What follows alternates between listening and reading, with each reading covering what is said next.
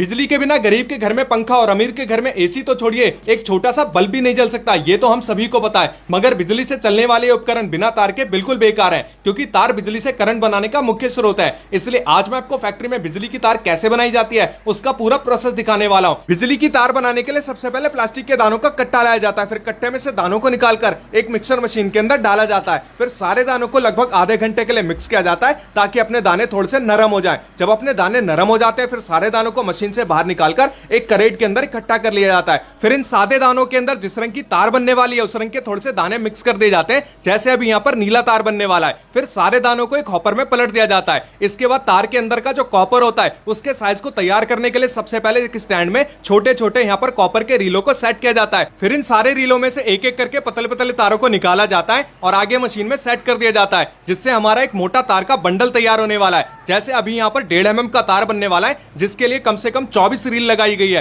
तो ये देख सकते हैं मशीन में इस तरीके से सारी पतली पतली जो रीलें होती हैं वो आगे बढ़ती रहती हैं, जिससे हमारा एक मोटा पूरा बंडल बनके तैयार हो जाता है। जब अपना बंडल बनके तैयार हो जाता है, इसे मशीन से बाहर निकाला जाता है। फिर इस बंडल को उठा के एक दूसरे वाले स्टैंड में सेट किया जाता है। इसके बाद यहाँ से तार बनाने का जो मेन प्रोसेस है वो भी स्टार्ट हो जाता है, जिसके लिए भैया ने तार के बंडल में से तार को निकाला है और इसको तार बनाने वाली मशीन के डाई में सेट कर दिया है। जिस भी साइज की तार बनने वाली होती है उसी साइज का यहाँ पर डाई भी सेट किया जाता है और इसको हॉपर वाली मशीन के साथ जोड़ दिया गया है। फिर इसके नीचे हीट लगा दिया जाता है। अब इस कॉपर के तार को एक पुराने वाले तार के साथ जोड़ा जाएगा, बांधा जाएगा, ताकि इस कॉपर के तार को आगे खींचने में मदद मिले। फिर डाई को अच्छी तरीके से हॉपर वाली मशीन के साथ जोड़ दिया जाता है। मशीन का सारा सेटअप होने के बाद कॉपर के ऊपर जो प्लास्टिक होता है उसको चढ़ाने के लिए सबसे पहले मशीन में से प्लास्टिक का एक वेस्ट निकलता है, जिसको तोड़ के अलग कर दिया जाता है। फिर प्लास्टिक का जो सही शेप होता है वो कॉपर के ऊपर इस तरीके से चढ़ने लगता है और पीछे से भी मशीन को चालू कर दिया जाता है, जहां से अपनी कॉपर की जो तार होती है वो इस तरीके से मशीन में आगे बढ़ती रहती है और प्लास्टिक के साथ मिक्स होकर तार का शेप लेती रहती है। अभी आपको लग रहा होगा कि तार के ऊपर जो ये नीली प्लास्टिक है